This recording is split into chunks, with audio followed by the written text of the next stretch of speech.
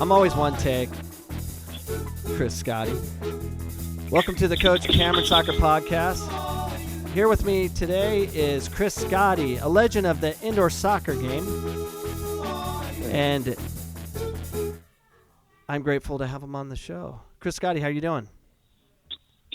Good, man. How you doing? I'm doing good. Good talking to you. So here's Chris Scotti.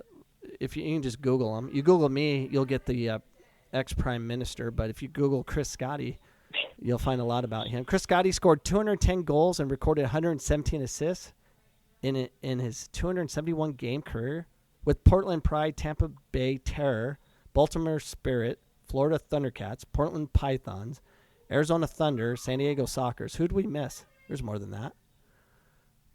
Who else you played? Maybe some. I think some outdoor teams, right? In Arizona, we were teammates. Saguaros, Tucson and, Fireballs. a couple of the Arizona teams before I had to say, this is not fun anymore. I have to go and just play men's league.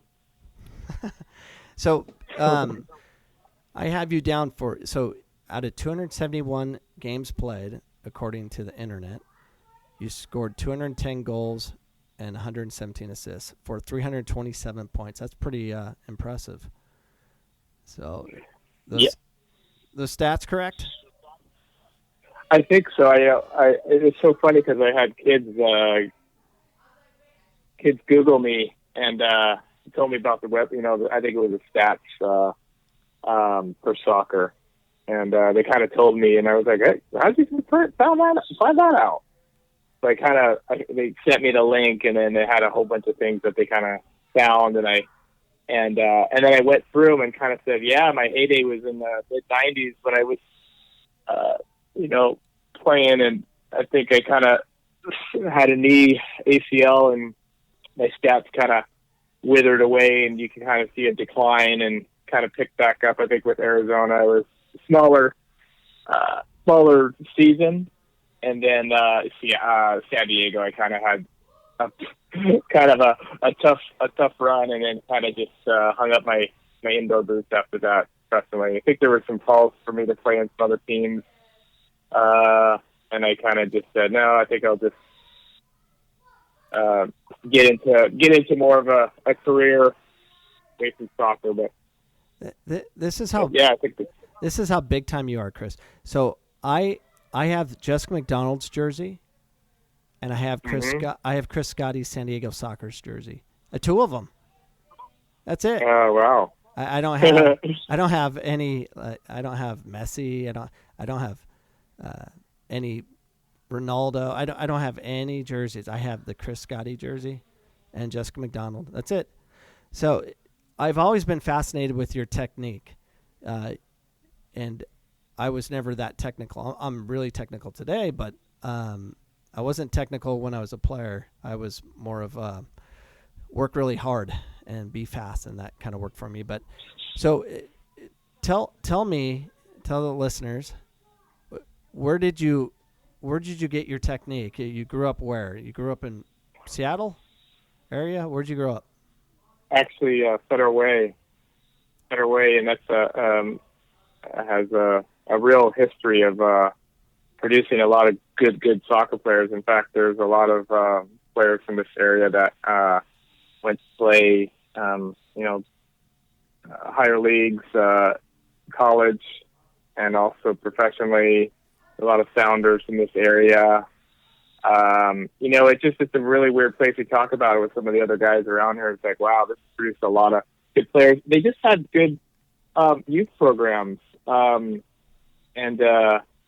me, I just did a lot of ball work early, but it's, I see some videotape of things that when I was younger, and I didn't have the skill like some of the kids have now, but I think in getting into indoor early, and Tacoma Soccer Center was a big, as you guys have the Phoenix Center, Soccer Center, we had the Tacoma Soccer Center, and we did a lot of like playing outside of our leagues, and that really helped a lot understanding the game. We grew up with watching Preki and Jungle and some of the Tacoma Stars here. That helped a lot, having those guys around.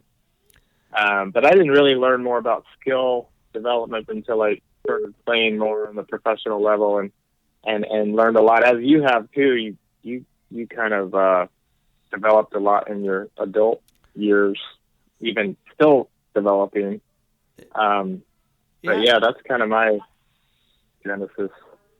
So skill-wise, it's interesting to bring that up because I learned most of my skill development. I mean, you learn skill throughout a lifetime, but the largest jump in my skill development was in my 30s when I became a coach, and I was teaching skill development 2 to 3 hours a night, 5 days a week, and didn't play for quite a while. So after like a year of teaching, the street soccer moves I teach today, totally changed the way I play. It allows me to keep competing at this age because I can actually hold on to the ball and not be scared to lose it, like when I was playing pro ball. But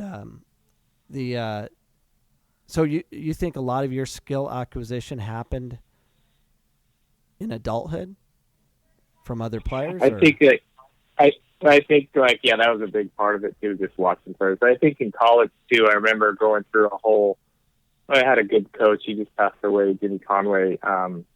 That he didn't help with skill development, but he definitely was somebody that pushed me, and the more he pushed me and kind of like through his own way, I kind of dug down and took it upon myself to work on things, and that helped me just get more motivated and more disciplined about what I needed to do. And I used to play quite a bit in college when a lot of other teammates weren't doing the same, So I was busy working on things, playing a lot of pickup indoors with a lot of foreign players from different countries that come at the field house at Oregon State. And I lived there. I was there almost every night, and I was the only one, me and a few others. But I just remember that was a big part of my development. I went to college young, 17, so between 17 and 20, working on that at an indoor center. Didn't even have goals, but we had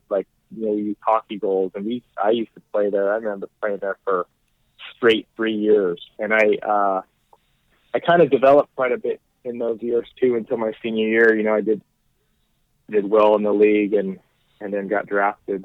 But a big part of that was that development, because I was always technically more technical than others, but I had a lot to learn. I see kids now, they have the development now, but I see that there's a difference in other things that kids are missing overall. Well, but, yeah, that was a big part of it. What I see quite a bit now is for whatever reason, when kids get in high school and they're high school age and they're with club teams, and that's who their club is and that's who their coach is, and they will not go play with other teams. They'll play their 1 or 2 games on the weekend if they're lucky, and then they're not allowed to play anywhere else. They can't play high school. They can't play 6v6 in the Latino leagues. They can't play. A lot of kids that develop here at the Phoenix Sports Center or Soccer Locker, it's those kids that are staying there all day Saturday, and on the weekend when their club team's not playing, they just sneak on, and they just keep playing. Do you need a player? You need a player. You need a player. And those are the players that are special, the ones that just love the game and will find ways to get as many games as possible. I don't see that enough with the main players of club soccer today. So it's a big problem. Speaking of that, how are your kids doing in the game? You have a boy and a girl. How old are your kids now? 6 and 8, so they're kindergarten and second. My boy's he's kindergartner, and she's 8. My daughter's 8 years old, so she's second grade. So how are they doing? Are they still liking the game, or they have too many other interests, or what's going on? No, they joined one of the clubs down here,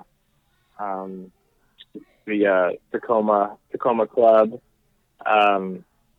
FC. Well, I'm going blank on the name. We haven't been playing since all this stuff is happening, but Washington Premier is the club, and they're just my daughter. We just signed them up. We're still realizing what the talent, not the talent, but the clubs are out here. And then it's one of the better clubs in the area. And they have a great facility, turf. But we just signed them up because at a spring, it was the only thing in the area that had a spring, skill development. So long story short, my daughter got recognized, and she's they're like, hey, this is good. They know this for skill. And we've just been doing fun stuff. We do fun stuff. I don't work them hard. It's a lot of dribbling, and I see the things that my daughter can do now. She's quick, but she uses the outside of her foot, and I'm like, I never taught her that. She's probably doing lots of me, and she does it really a lot like me outside the foot. It's funny how the influence of just watching has, and then my son likes to shoot a lot. He's 6 years old, but he hits a really nice shot. So they love it. They enjoy it. And that's what my wife and I want to kind of push, is just that enjoyment. I know that's really important in the development, and just, fun motivational stuff. And if they develop, but the club has the facilities. They have the turf field that you can do during the winter time, where a lot of clubs are, either doing using high school fields, or they're using grass that gets rained out. So it's something that, we didn't want to look for whatever the top club, but we want to put them in something that they will have available, and it's worked out so far. So your wife played. Where'd your wife play? She played. She played for Clive Charles at FC Portland. Yeah, and so she was, and then she also played high school for Jesuit, which was they were national champions, and number one in the nation, 3 years state champions, and this school is just a dynasty if you've heard of them, Jesuit in Portland.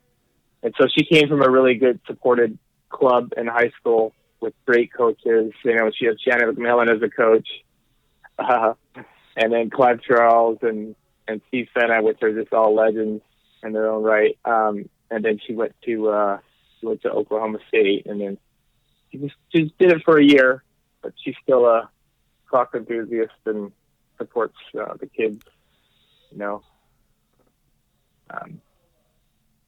So we both went to OSU, just two different schools.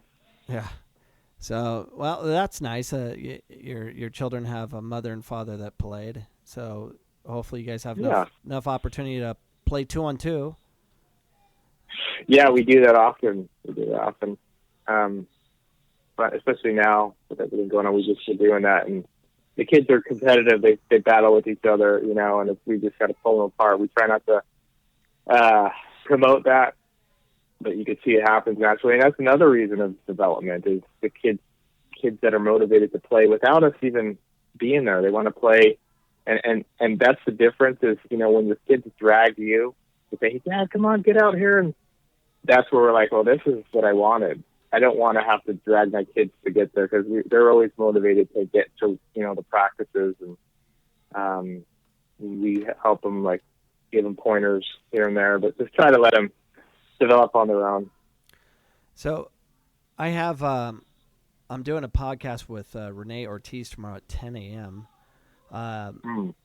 So what are I remember you and Renee Ortiz, you guys were always kind of buddy after practice, before practice, doing foot tennis remember we used to do foot tennis. We'd take two chairs and get tape from B. Lee and create a foot tennis net. Yeah, I think Renee was there before me, because he came. I always played against Renee Ortiz, who's got that. Oh my God, we always feared that left palm that he had. But no, he didn't. He played before I got there. He played in 99. I played. I think, yeah, that's right. So yeah, Renee came. He was before or after you, but he. So who was it that you were playing with? They look familiar. You're actually playing with the kid from Ziad. That's right. Ziad Allen. Yeah. And you guys had all those. You had all those crazy celebrations. You guys planned a lot of stuff. Yeah. He was an interesting player, and he was. It's funny. When players move around, they're always different with the clubs that they're at, and some are top player. I remember like Zizinho was the Santos was the top player, and then he was kind of moving around, and it was not the same when he was training with us. I always brag about his kids because, like, when people, talk about Mexico, I was like, yeah, well, those Santos brothers, like, oh, yeah. I was like, hey, I played against his brother. I mean, played with his dad. Like, his dad? He's like, yeah, did you know they're part Brazilian? And, it's funny to have that hub of, as the coach from Mexico, too, is it Hernandez that was the coach, and he played with you guys, too. I think that was in the late 90s. So, big connection with Arizona and Mexico. Miguel Herrera. Herrera, yes. Yeah, and then obviously now we have Iber that we know is a trainer down in America, yep. Yeah. So. Yeah, I need to get him on the podcast, but I wish I could get Miguel, but he still doesn't speak English. Yeah. And I don't speak Spanish. I can't roll my R's. So, were you on the team when we got in that brawl against Sacramento Knights? Yes. Yeah. Okay. So, I remember that. So we're playing Sacramento Knights. We were winning. They tied it, pushed it to overtime, beat us in overtime in shootouts. In front of I don't know. It was packed as 8,000 people. Mm-hmm. And then we got in a shootout, then a brawl. And what happened was me and Mark Curlin, as soon as whoever missed or the keeper saved it for Sacramento Knights, me and Mark Curlin just go to the locker rooms. And we're in the locker room, and we're just chilling and just ticked off. And we're wondering, where is everybody? Where everybody is. Yeah. And then, then we finally get up. We're like, something happened. And so right when we're about to get up, all you guys came in laughing from the brawl. And so what happened in that? I'm still trying to find that video. I can't find the video. Do you know? Do you know who has that video? I remember us watching it. I think, we watched it afterwards, and it was. You just took me back 20 years. It's exactly 20 years, actually. Because I remember it was we called him the Latin lover. He was a Don Juan, Juan De Leo's buddy. And I saw him a couple of years ago in a plane. I want to say his name is Miguel. But he got into it with somebody, and then that kind of sparked everything. And I remember the goalie was really mad. I forgot his name. I forgot the goalie that they had there. He was a Canadian. I can't remember him. But I actually went over there. I was not a fighter. And I went over there to kind of say, chill out. Well, he must have been mad at me about something else. So he took his gloves and he put it into my neck. Like I was telling him to calm down. He was already fired up. It was a bad timing. And now, next thing you know, people thought that I was instigating him, and then they were coming up to me and kicking me in the stomach. I think it was Antonio Sutton, who apologized right after, by the way. They got caught up. They were kicking me in the stomach, and I was like, oh my God, I'm getting my stomach kicked. And my contact fell out. The funny thing about it is my contact fell out. Next thing you know, and you probably remember this, everybody was helping me from both sides find my contact. We were kind of stopping, and they were helping me look for it. I was like, this is ridiculous. He was kicking me. Now he's helping me find my contact. The goalkeeper was Pat Harrington. Oh, that's right, Pat Harrington. From Montreal, Quebec. Yep. Yeah, he was. Because he played some MLS. He played in MLS, and I remember when I've seen him on TV, I was like, that guy, he started strangling me for no reason.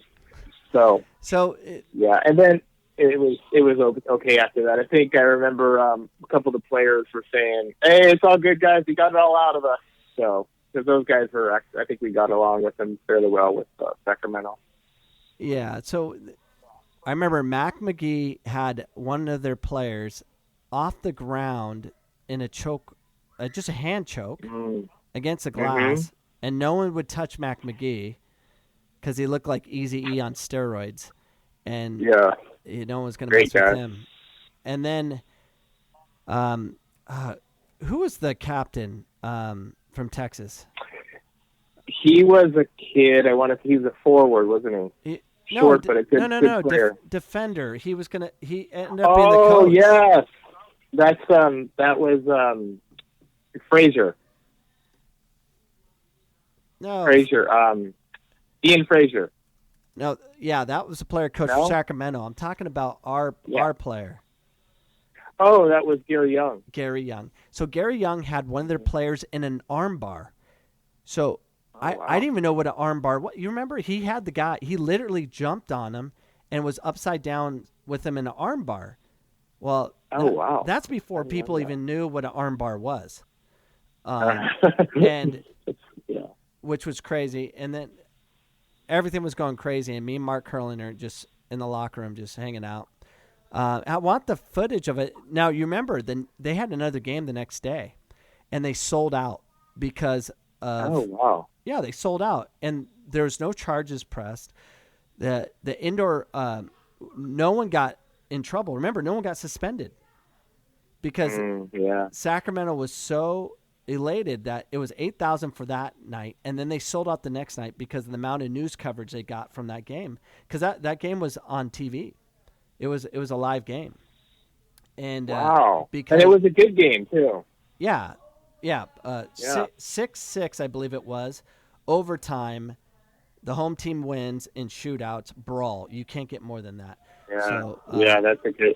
There's a memorable contest. I don't think there was any bad feelings. I think there was a lot of just extra emotion about whatever, and I just remember the contact and getting kicked in the stomach, and then people apologizing. It was no big deal. And then one of our players said, "It's all good, guys. We got it, all of us." And that's probably why we came back in laughing, because it was like, that was weird. No, there was no aggression. I've been in some confrontations with really heated, and it wasn't really heated. It was more just, everything was good after that.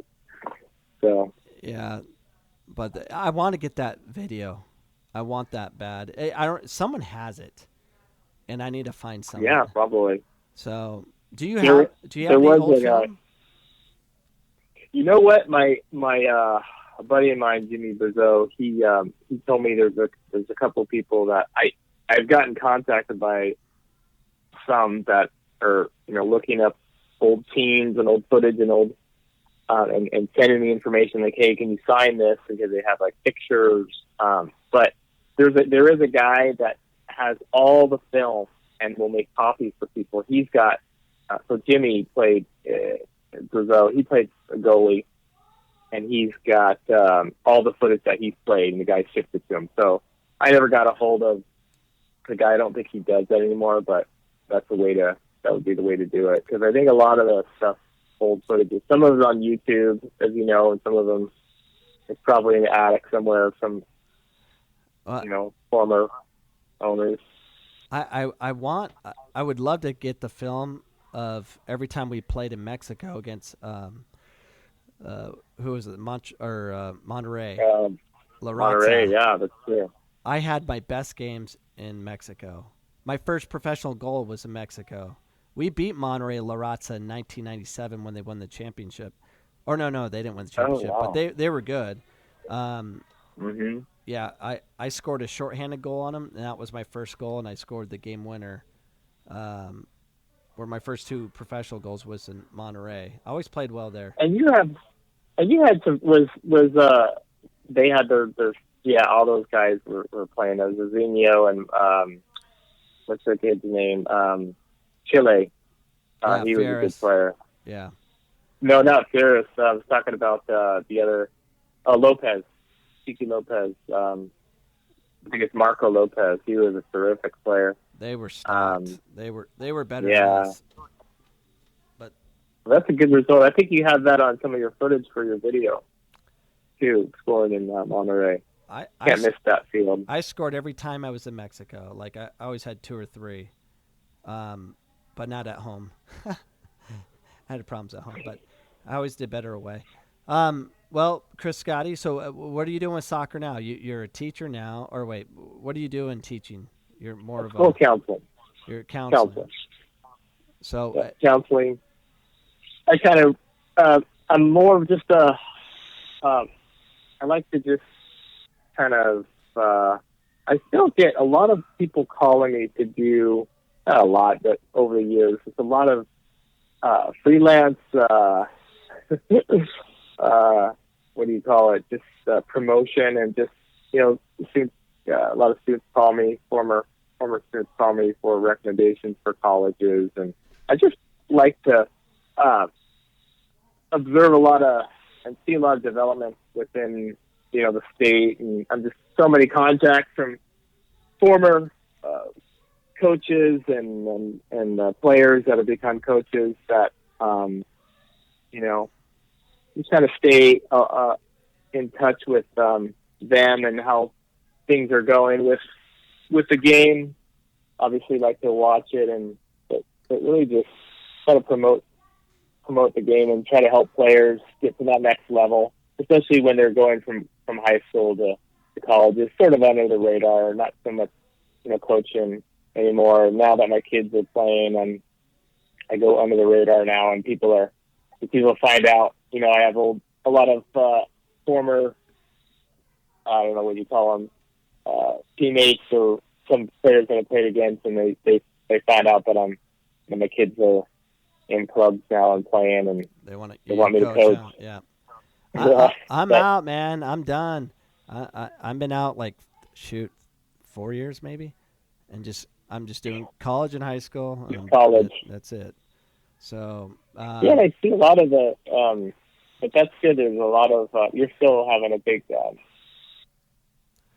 impression on that youth area, that transition between the younger before high school and into college, which is good. And promoting the play away from the coaching, which is, I think, important. Yeah, I'm just basically fighting with everybody to stop making so many rules and have freedom of play and stop restrict. All I do is rip on coaches on what I see. It's so bad out there, Chris. It's horrible. It's nonstop. You got all these pay-to-play clubs, and they're just absolutely insane, screaming and yelling nonstop, telling the kids what to do. And I'm like, what the freak is going on? I'm like, there's soccer's not being played. Everyone's concerned about the result versus the beauty of the game, and that's the problem we have in this country. Until we're gonna have to change the rules, far as how we play. They should create a point system for every pass, and every time someone does something different. We're so focused on winning, we miss the whole development of what needs to happen, and it's horrible. So, well, we're noticing that. We've noticed that, and that's just even with some of the politics that come along, even with their kids, oh wow, I can't believe it's already happening. My kids are 6 and 8, and it's wow. It's we've seen that, but I think it's important to just keep that perspective, at least for our kids, and not, and to be objective too, which is obviously hard, but to know what kids need, and a lot of it is just the motivation and letting them find out on their own. But giving them the tools, the things that probably we didn't have, those little idiosyncrasies in the game, those little subtleties of the game. I think that's what is really going to help our kids. Those things that even some of those coaches won't really know how to teach. If you know what I mean? Those things, even with scoring or shooting, keeping the emphasis on the basics is really important, I think. Yeah, the one thing I was very impressed about you, because as we go through the circle of life of trying to learn how to, make an impact, however that is, but in the coaching side, it's funny. I was so focus on what I learned in licensing and all this stuff, far as how to structure a team and coach and try to put systems of play on early on. And I remember coaching against you when you were at Dysart High School. You weren't that structured. You did a lot of play, and you were teaching through play, and it was a different approach, which is not normal out here, and which is highly advanced if you think about it. I mean, you're teaching how you think how it should be done, and you had a lot of success. I remember you knocked us out. You're like the 4th seed, and you knocked out. We were like the 2 seed or 1 seed or whatever, and it was a huge upset. You guys were a much better Yeah, you guys are a much better team, way more technical than we were. And we had some players that didn't have the structure.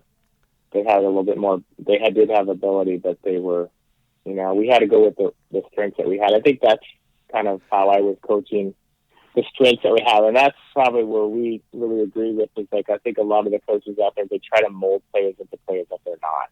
Yeah. And so that's where my background comes with my coach, is you go with the strengths that you have. Like, what's really upsetting to me is forcing kids, and this is where I do not agree with a lot of the coaching that goes on. They're forcing kids to be like the three in the back, to play out of the back, when you have some players that have no clue how to do it, and they won't be able to. They force them to, and it ruins the game.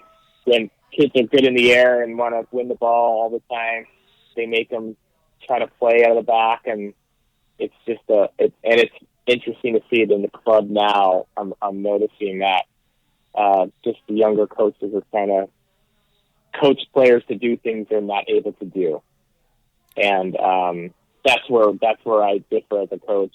I like to play the kids' strength, and and it's funny to see the transformation of kind of what I was alluding to, where I was like over structure to today. I'm a completely different coach. I don't even call myself coach anymore. I call myself manager. All you do is manage the situation. I make sure the balls are pumped up and they have the equipment and they're in a safe facility. I make sure they're in class and all that stuff. And I allow the team to kind of structure themselves, because they understand what they're doing. Of course, my kids are a lot more technical with what I'm doing. I'm not talking about youth. I'm talking about college right now. Even high school, I allow them to structure their development. I really ask them, what do they want? How would they like to mold this team, and really give them ownership. But the main thing is I say less, and I give them basic instructions, and I'll rank them. Like, if they go forward more often to connecting passes to their team, they're a high-level player versus someone that can have the ball and go backwards.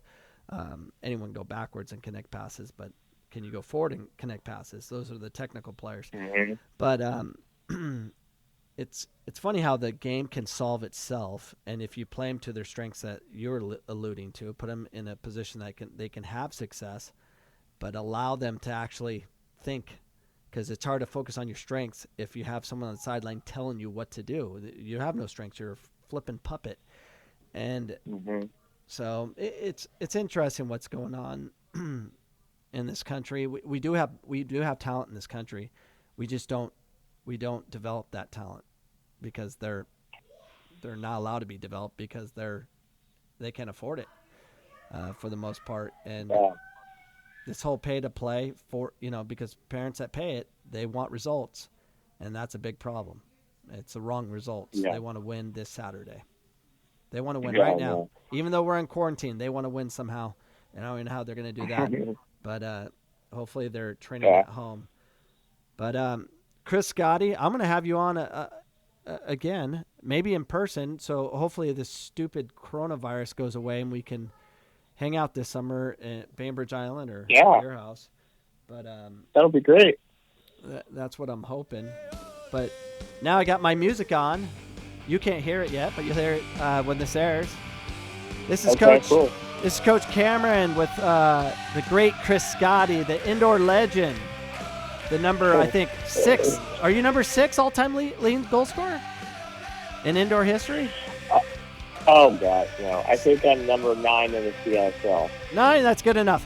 So this is Dave Cameron signing out with the great Hall of Fame indoor legend Chris Scotti. Thanks for tuning in. Goodbye.